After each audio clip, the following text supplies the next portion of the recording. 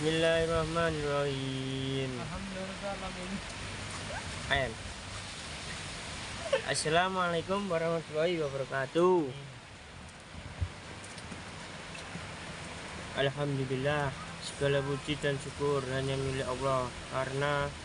Karenanya mari sama-sama kita bersyukur atas segala anugerah yang telah diberikannya. Sallallahu serta salam kepada baginda Muhammad Sallallahu Alaihi Wasallam yang telah berjuang demi Islam, yang namanya telah diabadikan menjadi orang nomor satu di dunia, yakni orang yang sangat berpengaruh terhadap peradaban manusia. Hadirin yang dirahmati Allah, dalam kesempatan kali ini izinkan saya untuk menyampaikan sebuah kultum tentang kisah Nabi Ibrahim. Nabi Ibrahim merupakan nabi ke-6 dalam sejarah Rasul Allah yang wajib diketahui umat Islam. Nabi yang satu ini dilahirkan pada tahun 2295 di negeri Mosul. Sebagai seorang nabi yang mulia, tugas Nabi Ibrahim sangatlah berat. Pasalnya beliau dilahirkan di tengah-tengah masyarakat jahiliyah yang musyrik dan kafir. Bahkan ayah dari Nabi Ibrahim adalah pembuat patung berhala yang juga mempercayai bahwa patung-patung itu adalah perantara manusia kepada Sang Kholik. Apa sajakah sejarah Nabi Ibrahim yang penting untuk diketahui?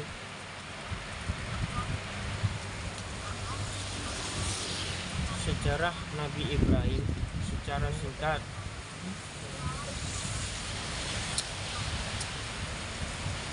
Adapun sejarah Nabi Ibrahim dimulai dari masa kecilnya yang diasingkan ke hutan di dalam sebuah gua yang mustahil akan ditemukan orang.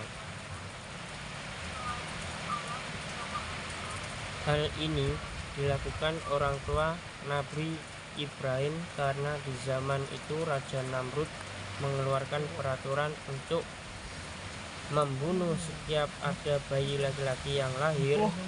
Raja yang sombong dan musyrik itu tidak ingin digantikan oleh siapapun di muka bumi ini sebagai penguasa, sampai akhirnya dirinya kembali ke tengah. Masyarakat kemudian melihat semua orang seperti gila pada patung. Hampir setiap rumah dan tempat-tempat umum dipenuhi patung berhala agar dapat menyembah setiap waktu.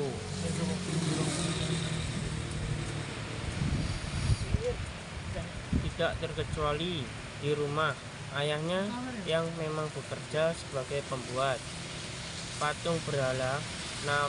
Nabi Ibrahim pun mulai bertanya-tanya pada dirinya, di manakah Tuhan itu? Manakah yang dinamakan Tuhan?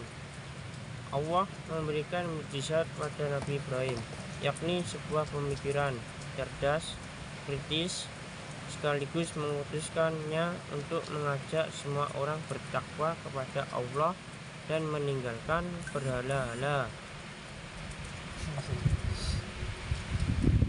Pada suatu hari, Raja Namrud pergi melakukan perjalanan jauh bersama sebagian besar pengikutnya. Selama beberapa hari kemudian, Nabi Ibrahim masuk ke wilayah Namrud dan menghancurkan semua berhala yang ada. Semua patung-patung dihancurkan kecuali satu berhala yang paling besar sekaligus meletakkan kapak yang dipakai di pangkuan berhala tersebut. Setelah Raja Namrud kembali, ia pun murka dan memanggil Nabi Ibrahim karena salah satu pengikutnya sempat mengetahui perbuatan Nabi Ibrahim, sang raja bertanya dengan geram, "Wahai Ibrahim, bukankah engkau yang telah menghancurkan berhala-hala ini?"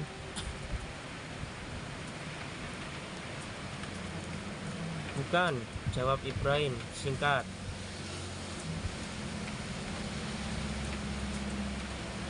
Mendengarkan jawaban itu, Raja Namrud semakin geram dan berkata, "Lantas siapa lagi kalau bukan engkau? Bukankah kau berada yang di sini saat kami pergi, dan bukankah engkau membenci berhala ini?" "Ya, tapi bukan aku yang menghancurkan berhala-hala itu.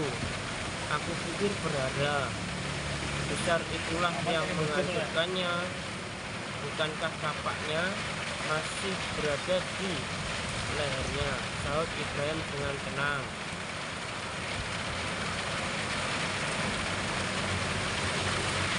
Raja Namrud segera membantahnya, "Mana mungkin patung berhala dapat berbuat semacam itu?" Mendengarkan hal itu dengan tegas, Nabi Ibrahim berkata, "Kalau begitu, kenapa engkau menyembah berhala yang tidak dapat berbuat apa-apa?" Mendengar pernyataan Nabi Ibrahim tersebut, para pengikut Namrud tersadar dan mulai terpikir oleh mereka, "Tuhan yang selama ini disembah tidak dapat melihat, mendengar, dan bergerak." Hal itu membuat Raja Namrud semakin murka. Ia memerintahkan para tentara untuk menghukum Nabi Ibrahim dengan seberat-beratnya, yaitu hukuman dibakar hidup-hidup. Api dinyalakan besar sekali dengan tumpukan kayu sebagai bahan bakar, sementara Nabi diikat dan ditempatkan di tengah-tengah. Namun Allah lebih berkuasa dalam segala hal. Mereka mengira Nabi Ibrahim telah hancur menjadi abu bersama api, tapi begitu terkejutnya mereka, Nabi Ibrahim berjalan keluar dari puing-puing pembakaran dengan selamat tanpa luka sedikit pun. Sejak saat itu pengikut Namrud berpaling dan menjadi umat Nabi Ibrahim menuju ke jalan Allah Subhanahu wa Ta'ala.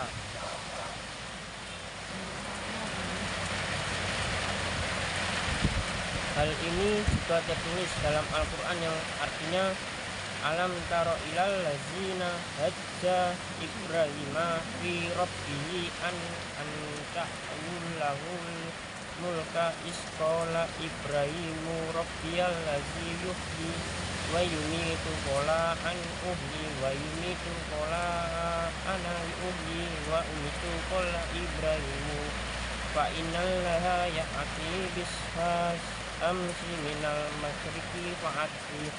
Apakah kamu tidak memperhatikan orang yang berdebat Ibrahim tentang Tuhannya? Karena Allah telah memberikan kepada orang itu pemerintahan, kekuasaan.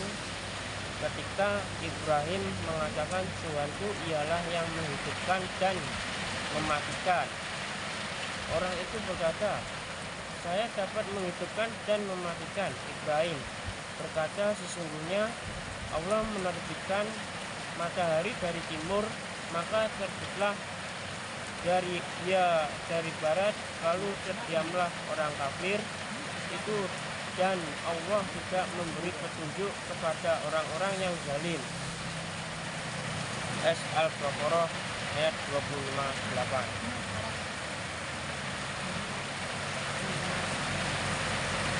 Ya, terima kasih.